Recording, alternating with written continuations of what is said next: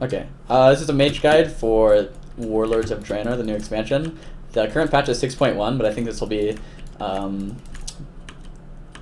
usable for the entire expansion, hopefully. We're going to go over talents first, then move on to glyphs and a bunch of other stuff. So in the first tier, you have Evanesce. I don't know if I'm saying that correctly, Blazing Speed and Ice Flows.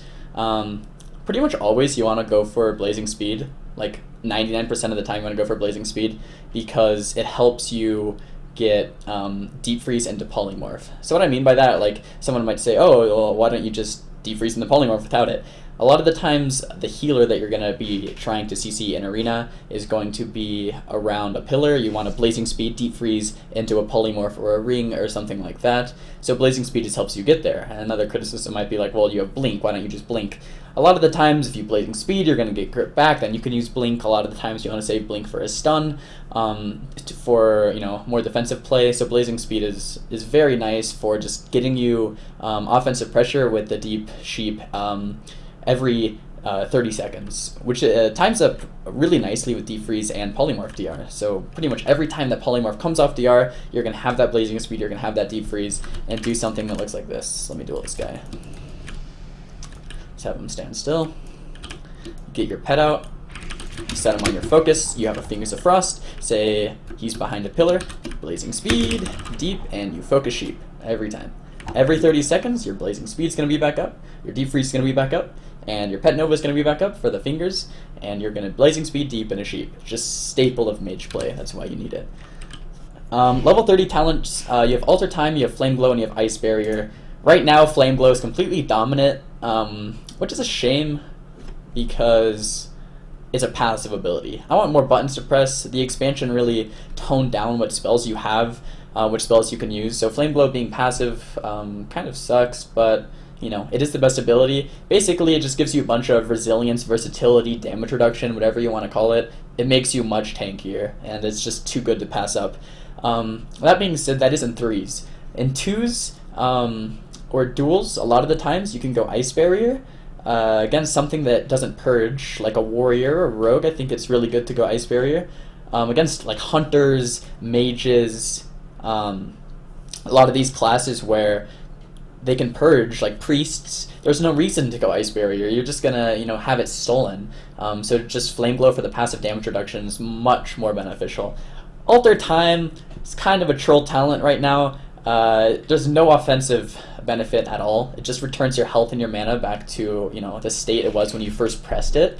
So it got buffed this last patch, 1 minute down from 1.5 minutes. I still don't think it's very good at all. There's maybe 2 times when you can use Alter Time. One in RBGs on a flag map where you need to get the flag back really, really quickly.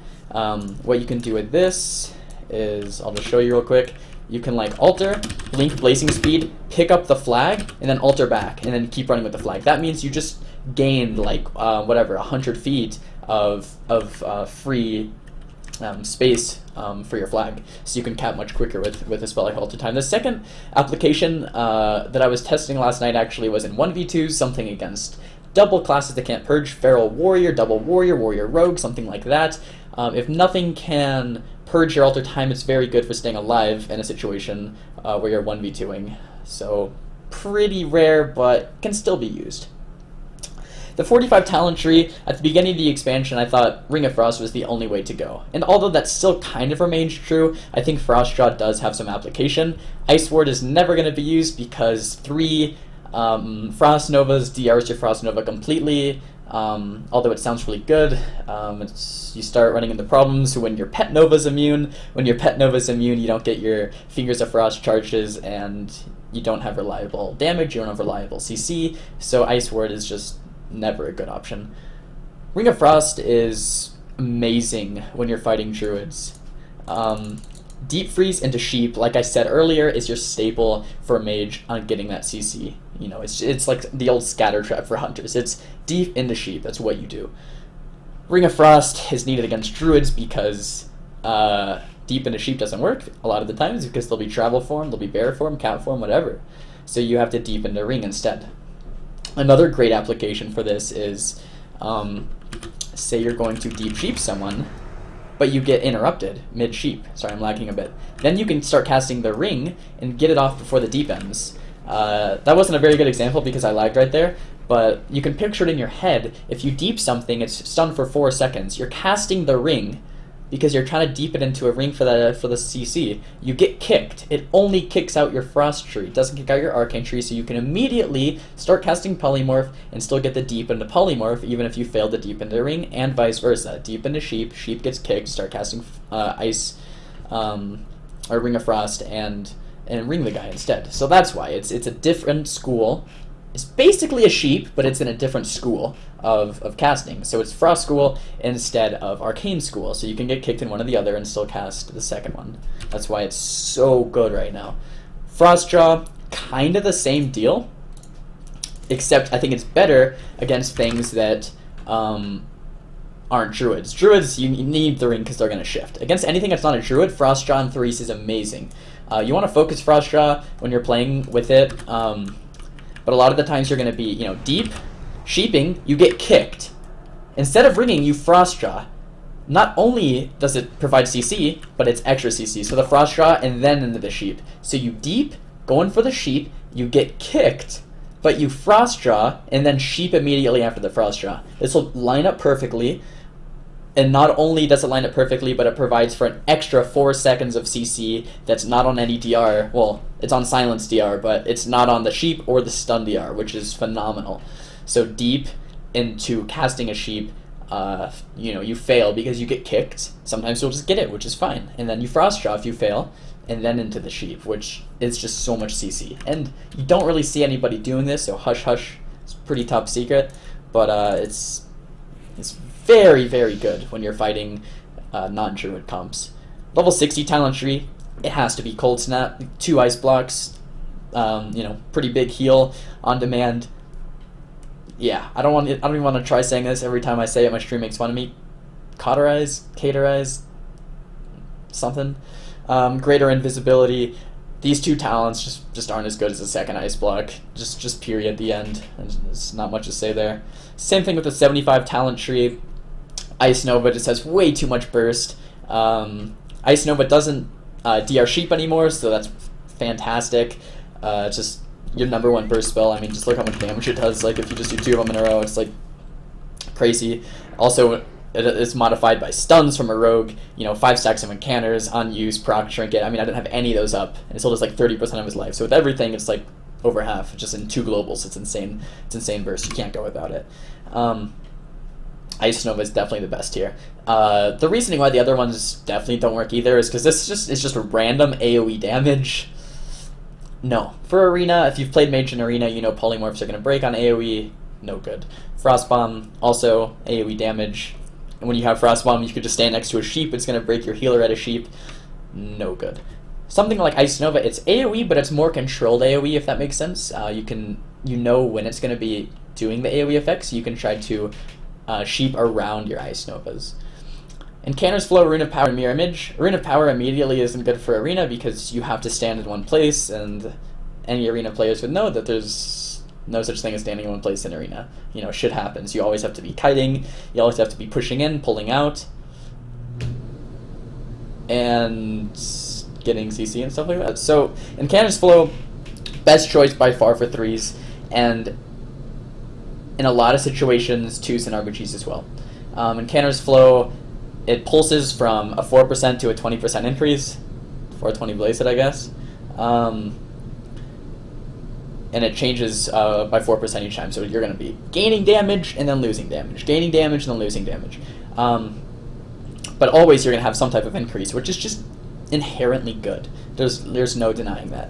Rune of Power, you said Mirror Images. The best application for mirror images are in 2s when you're double DPS fighting another double DPS. More damage, more better, right? You want to kill the guys. There's no heals on the other team, so mirror images just do a lot of damage, so it's really good. The problem with it is it's not controlled damage. If someone vanishes, feigned deaths, spectral guys, night elf racial, the mirror images are going to do whatever they want because there's no way to control them. So as long as damage is a good thing, mirror images are good. but sometimes you need more controlled damage, and that's where Incanner's Flow comes in. You can control more damage onto a single target instead of spreading the damage out with mirror images. Obviously in duels there's only one target, so mirror images are very, very good. And you just want to maximize damage, so that's what you want to do. And RBGs, probably always Incanner's Flow too. I can see some maps mirrors, but just stick with Incanner's Flow. So this last talent tree, so much debate on Prismatic Crystal versus Common Storm at the start of the expansion. I was always a strong Common Storm fanatic. I'm just like, fuck Prismatic Crystal, let's go Common Storm. That was always my style. I just didn't like the clunkiness of the Prismatic Crystal spell. You have to place it, then you do damage, but if the guy gets gripped, if he trinkets and gets out, you just waste your damage. Bunch of things wrong with Crystal, just didn't like it. As the start of the expansion, I must admit, it probably was your best choice, because Common Storm did no damage. Now Comet Storm does damage. Now it's no question, Comet Storm is much better. Every time, let's get in combat, so we're going to have, 5 stacks of Incanners, 3, 4, 5, you lag. You deep a guy, and then you Comet Storm. It's like actually decent damage now, and then followed by a double Ice Nova. It's not bad. It's not bad, especially when you combo with an Orb and Unused Trinket. It can be up to 10% of someone's health from one spell, which is, comparable to an Ice Lance or to an Ice Nova. So it's last expansion did 1% of someone's health. You could probably go without it and take Prismatic Crystal. This this patch, it does much more damage, so it can be up to 10% of someone's health from one spell. So it's pretty good. It's pretty good. I think that covers talents. Let's go over glyphs now. In 3s, you want to be usually starting at Polymorph, Ice Block, and Deep Freeze. I have a lot of people ask me about Deep Freeze in particular, saying, I'll let you guys read the spell. It makes Deep Freeze 1 second shorter, so it's normally 5, it goes to 4, and it's not on the global cooldown anymore. So people say, well, what? Those two just cancel each other out? Global cooldown's about 1 second, it reduces the duration, reduces the, no longer on global, isn't it just a waste of glyph? The answer to that is no. There's so many applications where you need that Deep Freeze very, very quick. Somebody will, a paladin will pop Aura Mastery, and, they're casting a heal. You want to Deep Freeze off global cooldown to stop that heal. There's so many reactive things that you want Deep Freeze to come in much quicker. It speeds up your entire gameplay. You get those deeps into sheeps, 1 global sooner. You get the deep into ring 1 global sooner. You get everything 1 global sooner if you run Glyph of Deep Freeze. It speeds up your entire gameplay. It speeds up the match, especially in comps like Rogue Mage. It just helps you, do what you have to do. It's very, very, very, very good. And some people just, you can't really see that, but by reading the glyph, but in an actual application in Arena, it's fantastic. Polymorph is kind of a no-brainer. You don't have to use it with every comp, but when you're playing with Rogue, when there's bleeds, Ferals, Warriors, Warlocks, Spread Pressure, anything with dots. Thank you, Palmer. Anything with dots, you want Polymorph in case you want to Polymorph the guy to peel. In case you tried to swap the healer, the swap didn't work. For whatever reason, and now you want to sheep the healer because you want to go to a DPS. Well, the healer still has dots on him from the swap, right? He has a bleed if you're playing with a rogue or a warrior, or feral, whatever. He has dots. You need sheep to get rid of the dots. Period. The end. It's a good glyph. Ice Block Glyph. Thanks, Palmer. Appreciate it, buddy. Ice Block Glyph. This is probably an arguable slot. Thanks, Palmer. Ice Block Glyph versus Regenerative Ice versus Spell Steal, maybe splitting ice in some comps. All of these glyphs have applications. The reason I like Ice Block right now, Ice Block, not Regenerative Ice, but Ice Block right now, is that the meta is very bursty. Priests have Saving Grace, your health is, spikes a lot. A lot of the times you're not, thanks Palmer, you're not going to be sitting in a full Ice Block. Regenerative Ice is very nice in 2s. It's very nice in duels.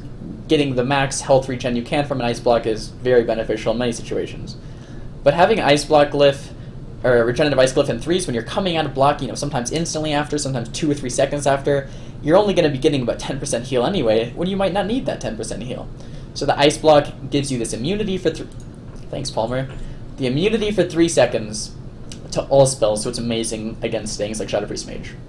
A lot of things you can pair it with, like getting an invis, turning the pressure around, getting it deep into a ring or deep into a sheep, uninterruptible, because you're immune to silences, counterspells, stuff like that. So it's so good.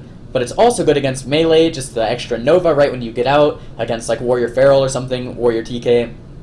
Extra Nova, you're immune to like DK Silence, Grip, stuff like that. It's really good. It helps you actually turn the game around instead of just, you know, playing more defensively and getting your health back up to full, when a lot of the times your health is going to be full anyway after an Ice Block. So that's my reasoning for Ice Block Glyph over Regenerative Ice.